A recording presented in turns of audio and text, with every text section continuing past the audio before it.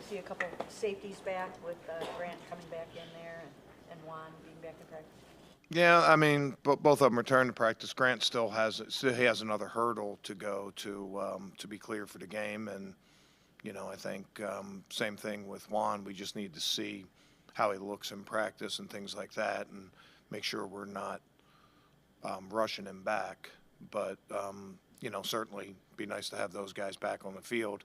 Our depth was really tested at that position. I thought coming into this year, we had a lot of really good players, but also a lot of depth and guys that had sort of played a lot of football for us, whether it be Ronnie Hickman or DeAnthony Bell or Rodney McLeod in those substitution and reserve roles. But that was certainly tested in this over these last couple games. So yeah, any players you can get back is good. I'd say that Rodney's played at a really high level for us.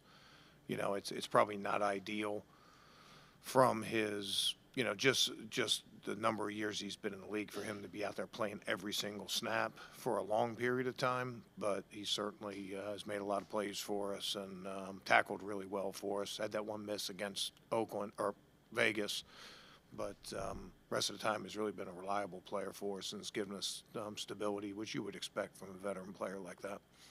That long catch and run for a touchdown by Smith last week. What do you guys?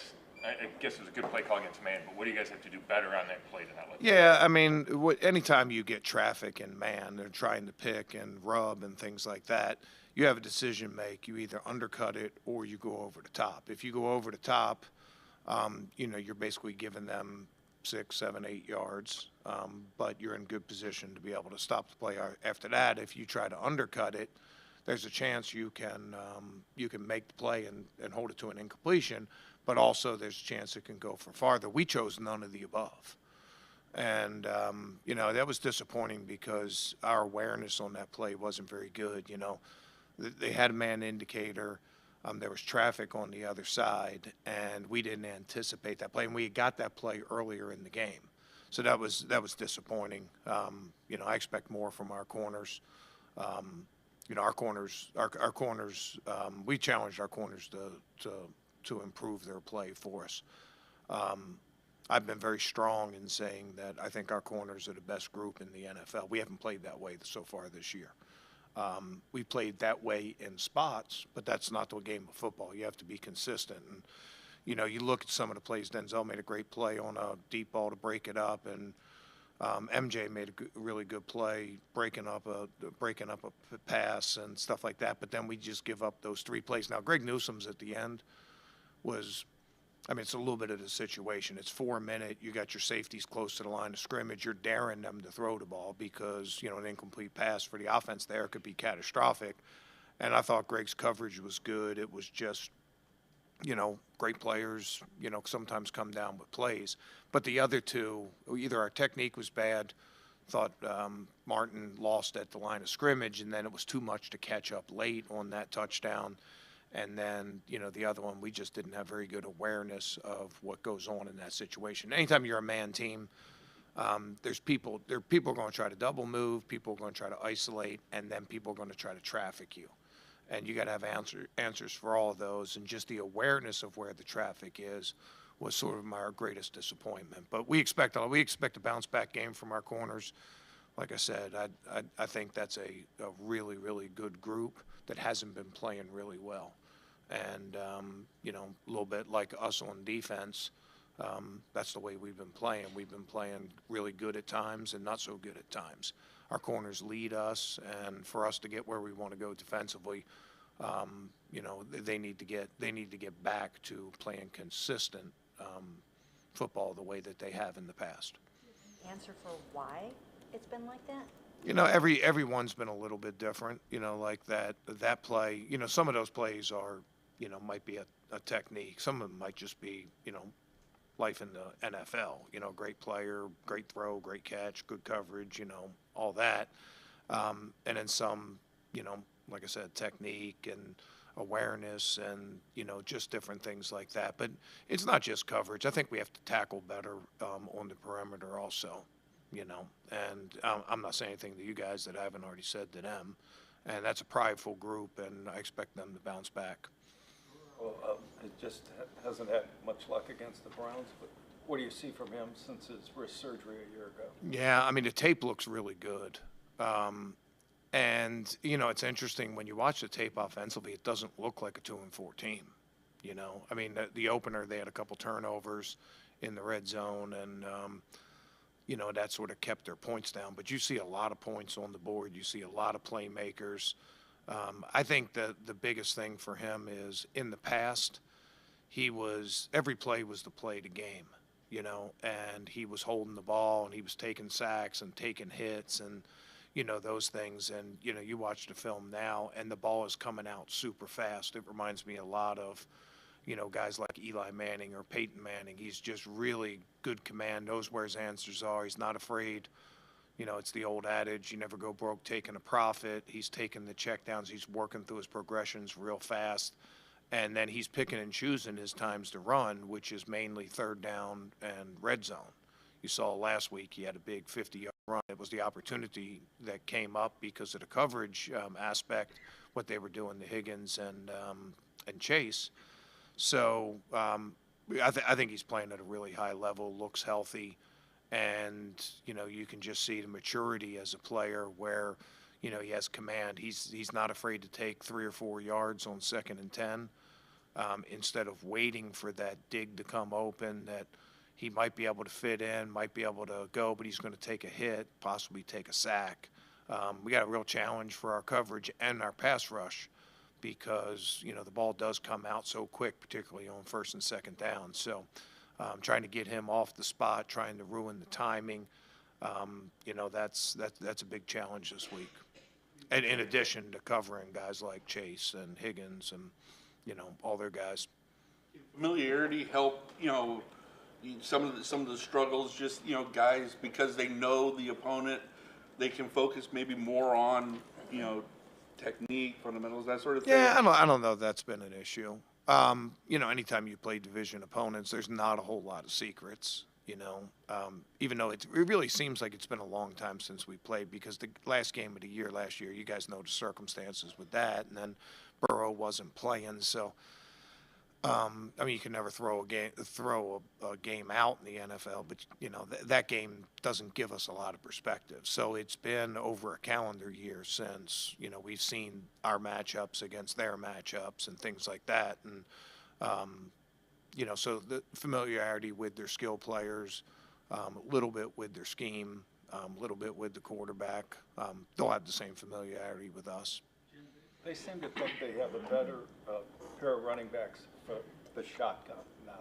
What makes a running back better in a shotgun? Well, they've been running a lot more under center this year and a lot more 12 personnel. You go back, they used to be an 11 team, 3 wides, 1 tight end, 1 running back, and that was like 90% of their stuff. And a significant portion of it was shotgun with RPO throws built into it and just, sort of let Burrow deal. And when Joe Mixon was back there, it was mainly sort of inside zone, double team, belly zone. It sort of fit him. But, now they've expanded their run game quite a bit. A lot more traps and a lot more whams and a lot more schemes blocking. You see some San Fran influence in there with some of these tight ends moving. They even get into 2-back sets and run 2-back sets. So you can see, them using their tight ends, particularly 83, sort of the way that San Fran uses their fullback 44. And it's been effective for them, and I think it's probably kept them out of being a little bit so one-dimensional offense. But when it's all said and done, you're trying to tailor your schemes to your players. So Mixon was a really good inside zone runner, so they made no. It wasn't a surprise that they ran a lot more of that last year. They're definitely a lot more 12 personnel, a little bit of 13, getting some extra offensive linemen. That's something that you wouldn't have said, the last couple of years. They're trying to establish a little more physicality with their offense.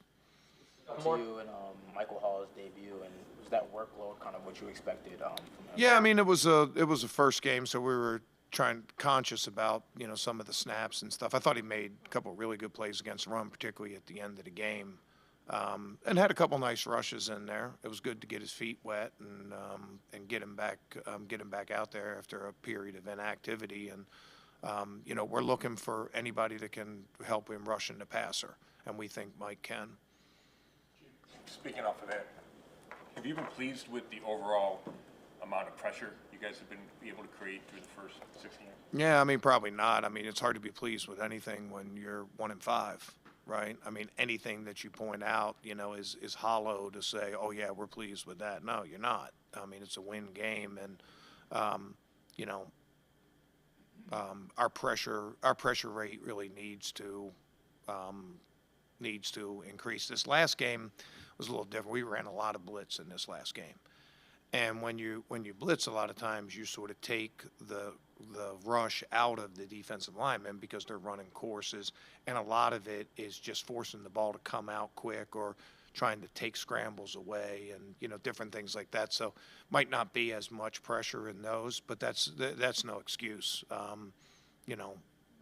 Our scheme and what we do is based on 4-man pass rush, and our pressure rate needs to go up. Last year we were really, really good there. Even when we didn't get sacks, we were applying a lot of pressure, and a little bit like our corners, we need to up our game a little bit in the pass rush game. Have confidence that we can. We have good players up there. We need them to get back and play like we expect them to play. You talk so much about how the defensive line is the engine of the defense. How does Dalvin Tomlinson at the center of that kind of set the tone, and how has he looked this season? Want me to say it again? I missed what you're saying. We talk about the defensive line being the engine of the unit. But how does Dalvin Tomlinson kind of set the tone, and how has he looked this season? Yeah, I mean, you guys know Dalvin's personality. He's an outstanding person. He's a hard worker. The biggest thing with him is he's been limited all training camp, had no presence for us because he was in the training room the whole time. And, he's on our leadership council. He's a very respected guy, and he's a physical player inside. And, we're at our best when we play physical ball and we play with enthusiasm and those kind of things. And, we probably, hopefully we'll see the best from Dalvin as we move forward. He, continues to, improve. That was a tough situation, missing all of training camp and coming back and being spotty in there. This last game was a little bit different, but just because perimeter type plays, which I mean, Dalvin's good on those, but his forte is those inside runs and being physical in there and being that presence for us and allowing guys like Jeremiah to be able to run clean. And, so he's an important part of it. And you look forward to getting him healthy and 100% healthy and having him back out there. Or having him back out there looking like himself. Right. Okay.